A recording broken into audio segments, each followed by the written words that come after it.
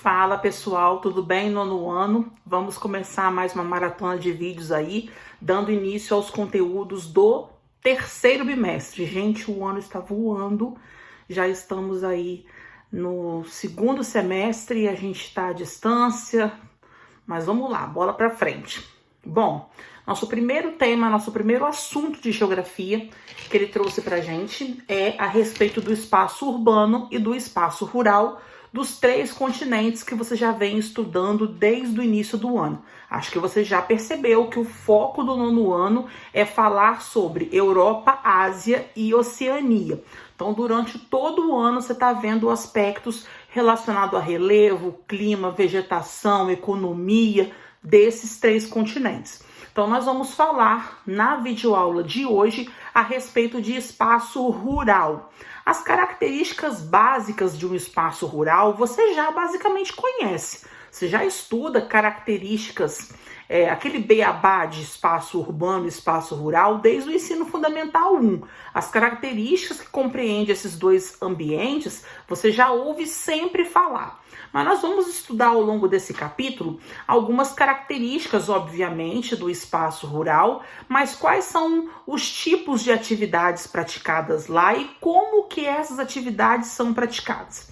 Bom, vamos só recapitular que o espaço rural compreende atividades relacionadas ao setor primário, né, que é a agricultura, pecuária e extrativismo. O extrativismo é dividido em 3 categorias, que é o extrativismo animal, vegetal e mineral. Então nós vamos falar um pouco aí de como que essas atividades são feitas, tá? Lembrando, por exemplo, que falando de Europa, nós temos uma agricultura totalmente mecanizada, muito desenvolvida. Então nós vamos analisando esses aspectos aí ao longo do capítulo.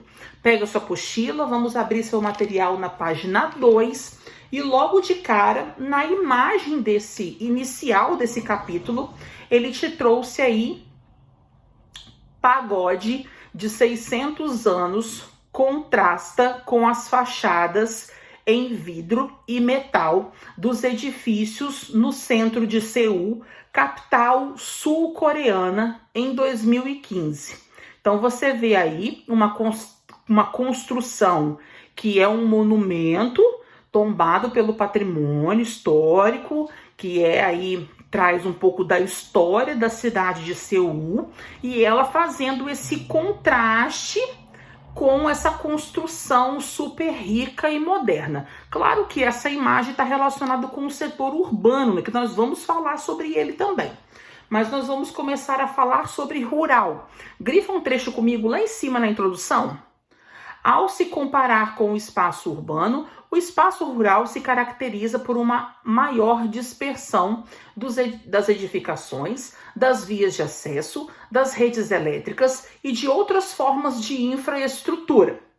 Mais para baixo um pouquinho, a paisagem rural é, portanto, bastante diversificada, principalmente quando nela está presente o componente cultural, revelado por meio de tradições e técnicas específicas de determinadas populações. Então você já sabe, como eu já disse, aquele beabá de Fundamental 1 que você já estudou, as características básicas de um espaço rural.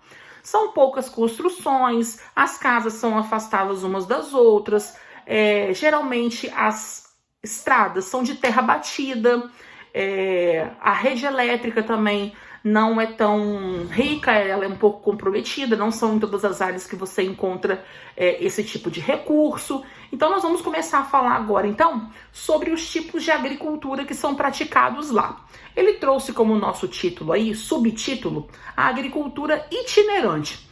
Quando você ouve essa palavra, qual é a primeira ideia que ela traz para você?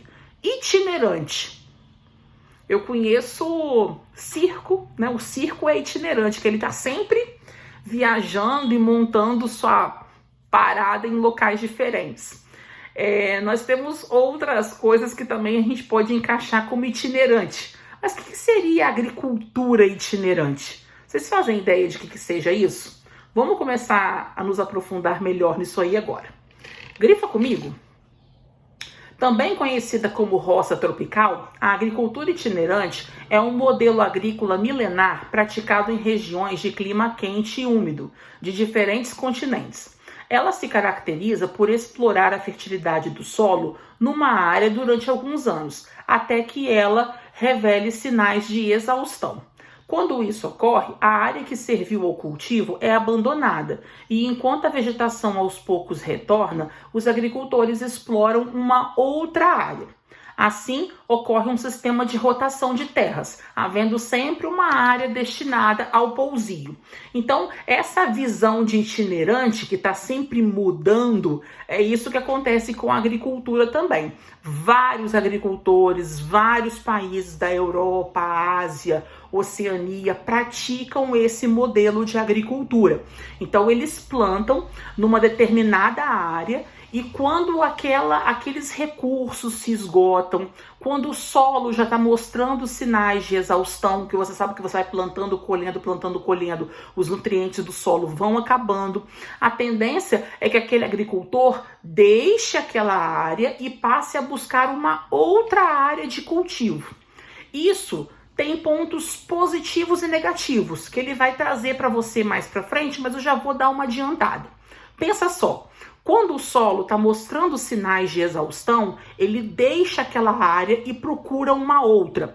Isso é bom porque dá tempo daquele solo descansar, se recompor, se recuperar, para quem sabe futuramente receber um novo plantio.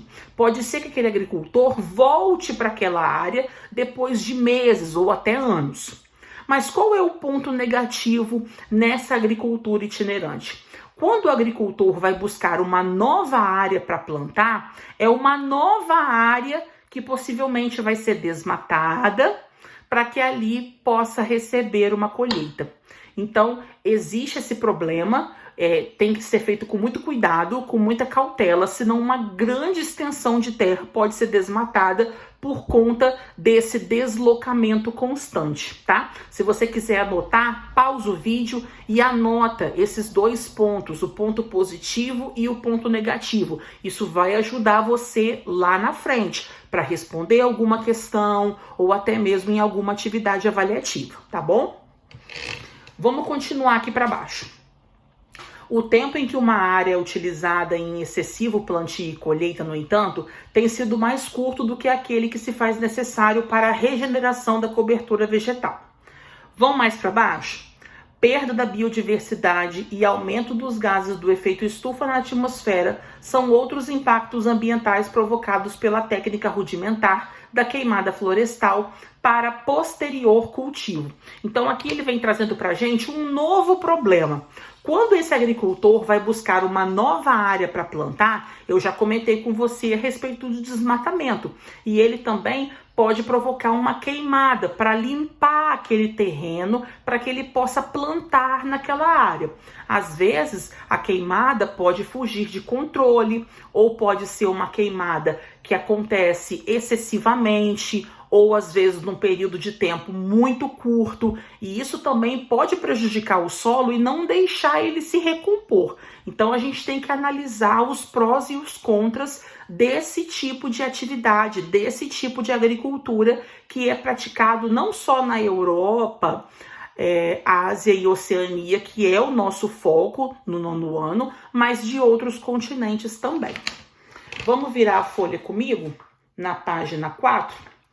Na Ásia, apesar da atual tendência pela substituição para sistemas permanentes ou secundários, ou seja, em que não há o abandono temporário de uma área cultivada, o modelo de roça tropical persiste em locais específicos do sul e sudeste do continente. Então aqui ele trouxe quais são os países da Ásia que mais praticam esse tipo de agricultura itinerante. Grifa, hein? É importante. Índia, Nepal, Tailândia, Bangladesh, Laos, Malásia, Filipinas, Indonésia e na Oceania ele te deu Papua Nova Guiné, que são os países que mais praticam esse tipo de agricultura, essa de ficar se deslocando constantemente. Aí ele te deu pintadinho aonde estão localizados esses países e os que mais praticam essa atividade. Vamos terminar lá embaixo comigo? O sul da Ásia ou Ásia Meridional e o Sudeste Asiático abrangem uma superfície de cerca de 9 milhões de quilômetros quadrados, desde o Paquistão até os arquipélagos das Filipinas e da Indonésia. Nessa região, vivem cerca de 2,4 bilhões de habitantes, o que corresponde a 1 de cada 3 pessoas do planeta. Trata-se também de regiões que estão entre as mais densamente povoadas do globo. Por que ele trouxe esse questionamento? Esses países que praticam a agricultura itinerante também têm um grande problema de superpovoação. Então, eles acabam ocupando muitas áreas para praticar essa agricultura e acaba faltando espaço para pessoas. Então, aí é um outro ponto negativo que você pode incluir no esqueminha que você está fazendo aí, tá? De a agricultura itinerante usar uma vasta área e acabar, infelizmente, não deixando a população se expandir. Então, elas acabam vivendo muito concentradas, a densidade demográfica passa a ser muito alta, porque falta espaço, porque aquelas outras áreas estão sendo usadas para a agricultura. Tudo bem? Bom, no vídeo de hoje nós vamos ficar basicamente sobre isso. É uma introdução do assunto para vocês começarem a se ambientalizar. A gente volta na próxima videoaula continuando falando também sobre esse assunto de agricultura, mas vamos falar de um outro tipo, que é a agricultura de jardinagem, que ele trouxe pra gente aí no finalzinho da página 4, tá? Agora